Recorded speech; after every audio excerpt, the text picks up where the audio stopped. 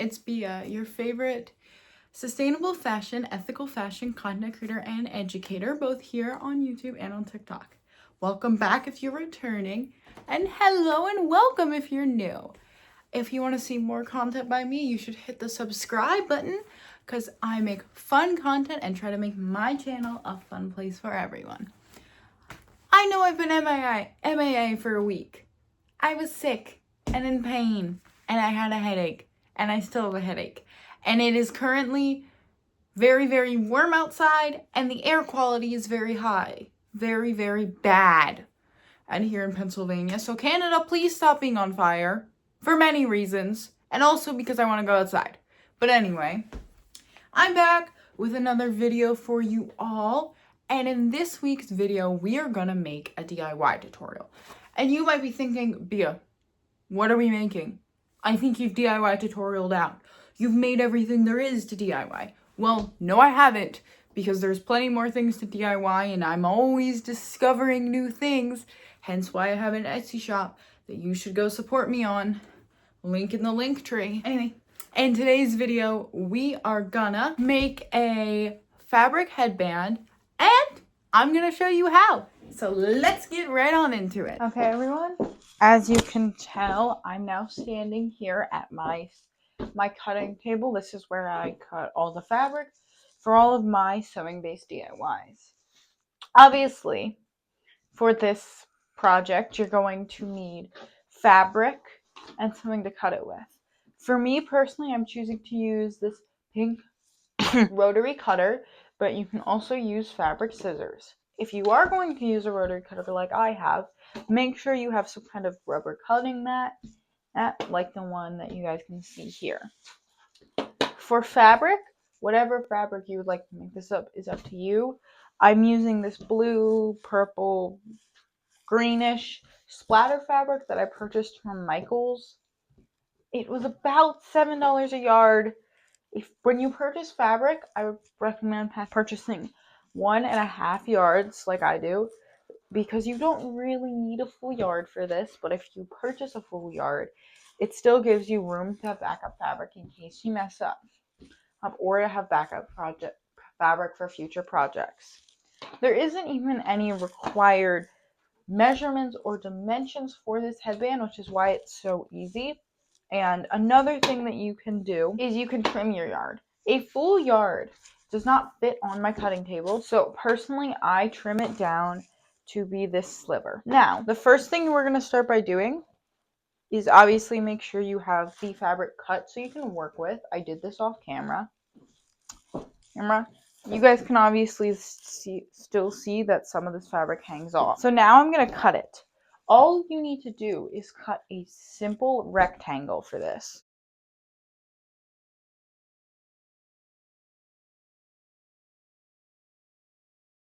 Make sure that when you cut this rectangle, it has some thickness on it, and you'll see why later in the tutorial, but make sure your rectangle still has some thickness to it, like the one I'm cutting here.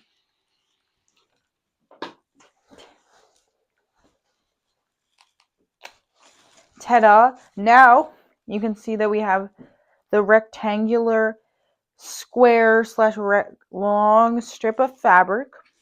That's all you need to cut for this project. The next step is going to be folding it over and pinning it or clipping it. I am going to start by placing the fabric wrong side up, and then we're going to fold it in half. Have to make sure your two sides line up like they do here. And now you're going to pin it using sewing pins or clip it using sewing clips.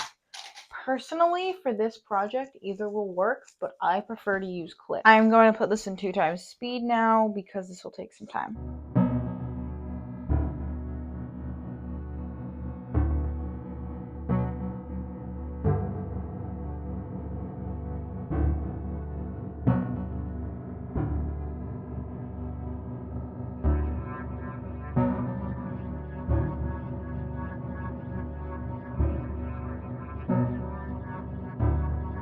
Okay, and now I am back and I have pinned all of it.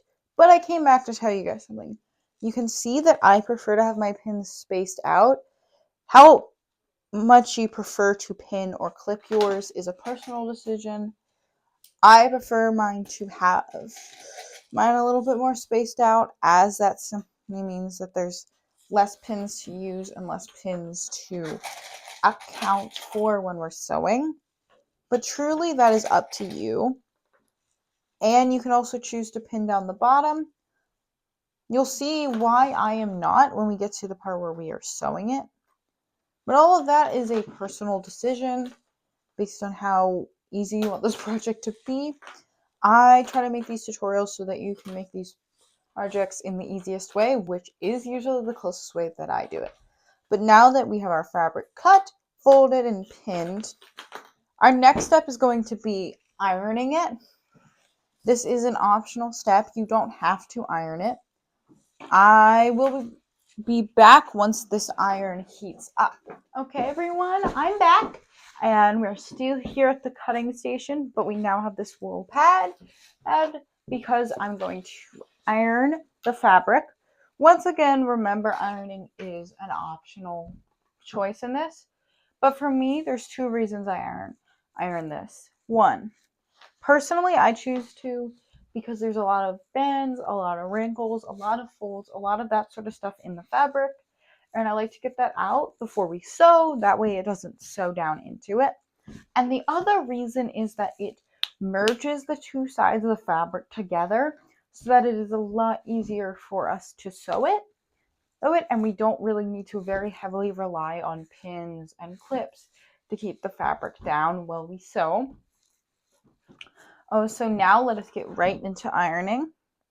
The first thing you're going to want to do if you're using pins or clips, which you should be if you're following this tutorial, you're going to want to remove your first ones that are on the mat and just put them off to the side. I have a bin here that I'm putting them into, but the reason we're doing this is because most of the times pins and clips are either made of metal or plastic. And metal and plastic can burn under the heat of a hot iron. And then just iron like so. If you over iron it, there is a chance that you will burn the fabric, so don't do it. Just do it a couple times.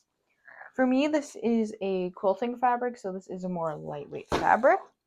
But now, I've ironed it, and you can tell just on camera that the two sides are more strongly fused together. But what I do need to make sure is that the sides are lined up even when we fuse it together. So we're going to reline them up like I did there, place the iron on it, and iron like so. Please take note of any weird smells that get made. If your iron is like mine, it can make some weird noises and smells. But now, boom, both sides are perfectly fused together as we would like to sew them.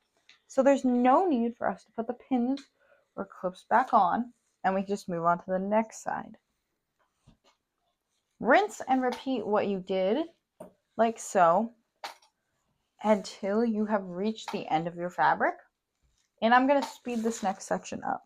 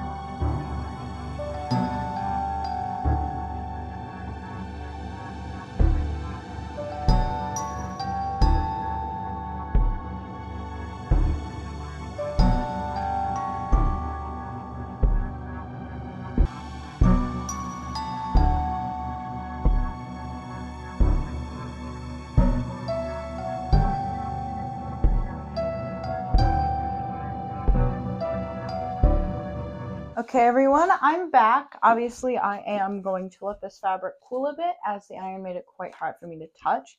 So I'm just going to keep the wool mat here.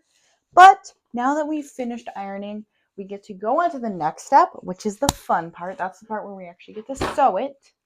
So I will see you all at my sewing machine for the next step. Hey everyone, as you can see, we're here at my sewing machine to do the actual fun part of this, which is sewing.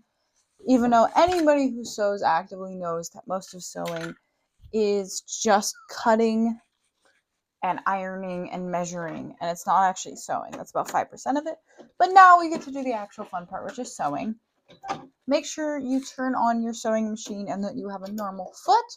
What I was doing in the beginning was I was changing from my overlocking foot to my standard foot.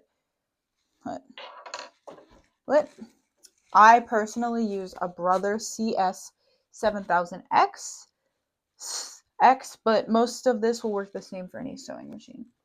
The first thing you're going to want to do or check is make sure your sewing machine is threaded. Mine is not. So that gives me the opportunity to walk you all through how to thread a Brother sewing machine. Not every machine is the same, some are different, but most of them do use the same system, so this should work. I've also posted a tutorial back about a year ago as a set of reels on how to thread a sewing machine, including threading the top thread and the bottom thread. Personally, I do sew without a bottom cover, but you want to match your thread color there firstly. One thing that I like to do is take my machine, thread it or check to make sure it is threaded, and then once I've threaded it, I usually like to cut off a little piece of the fabric that I'm going to use for this project for 2 reasons.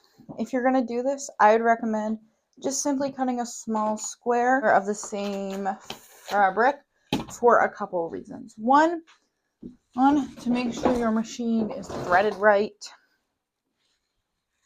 but also to make sure your thread color matches. So I'm going to start by doing that, which I'm going to put my small little sample fabric here under the foot, put the foot down, and make sure my machine is on a standard stitch. Find my foot pedal, and then stitch it.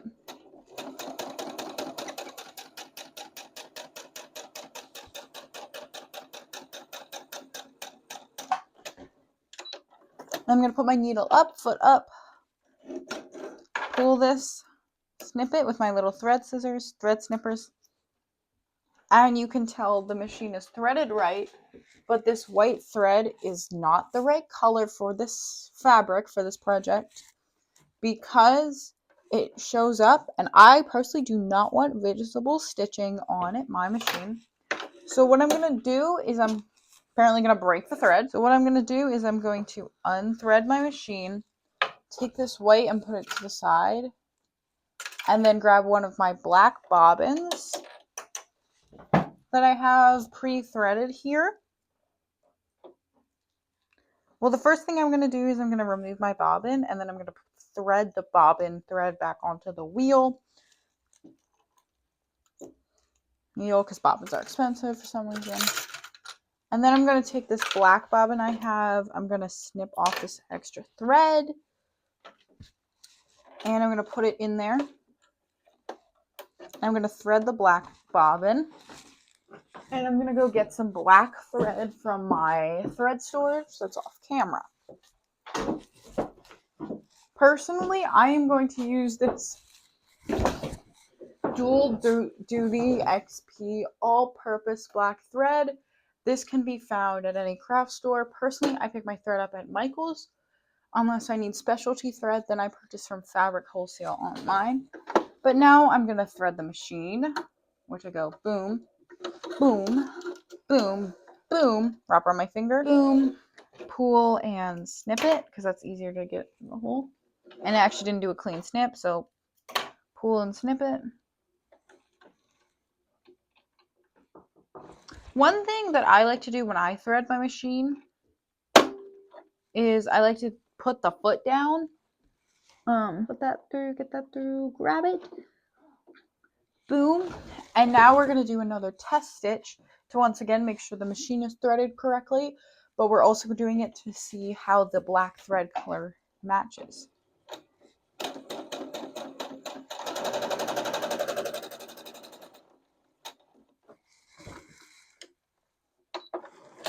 Obviously, we can tell that the black thread color came out just like the white one, which we knew was threaded right. So we can tell and make sure we threaded the machine right. And now we can also tell that the black, well, it doesn't match perfectly. It matches better than the white one. So I'm going to use the black thread for this project. Your thread color may be the same or it may not be the same. It really depends on, number one, do you want the stitches to be visible? As well as, and number two, what your fabric looks like. So I'm going to start by putting the folded edge of the fabric down on the side of the machine. And then we're going to stitch it like so. With a standard stitch.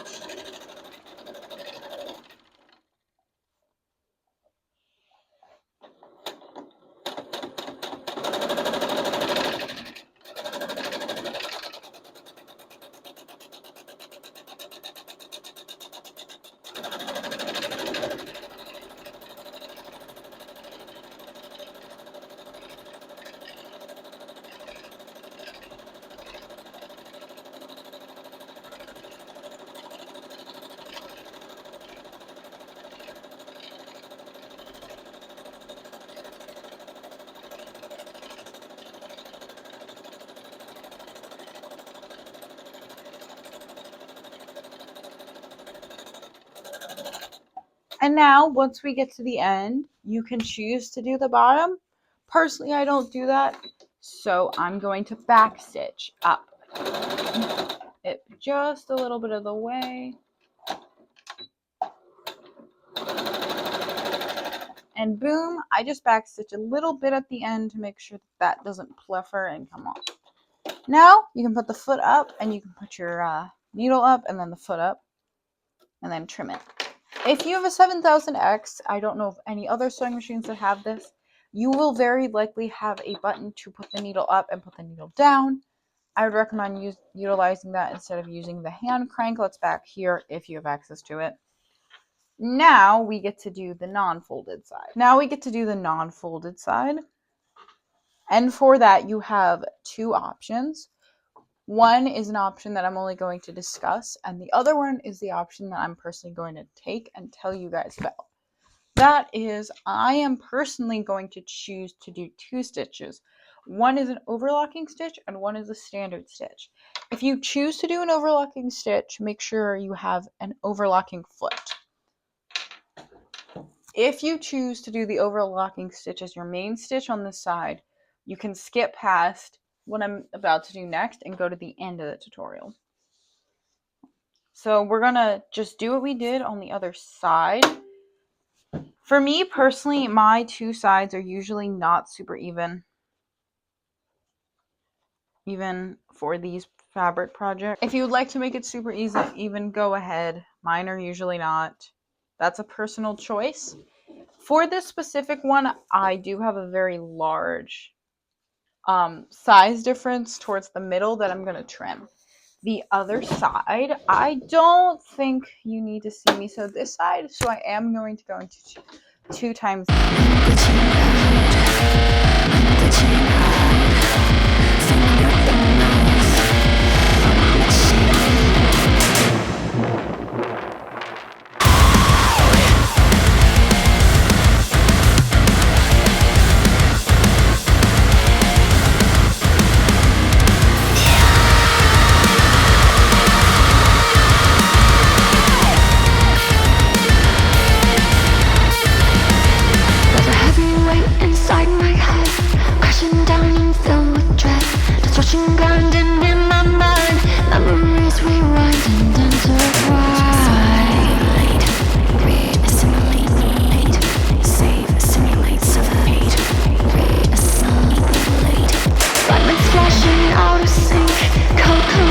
Broken links, circuit power, hard reboot, stuck inside another ending rage. Assimilate, mutilate, rage, assimilate, mutilate, save, assimilate, suffocate, rage, assimilate,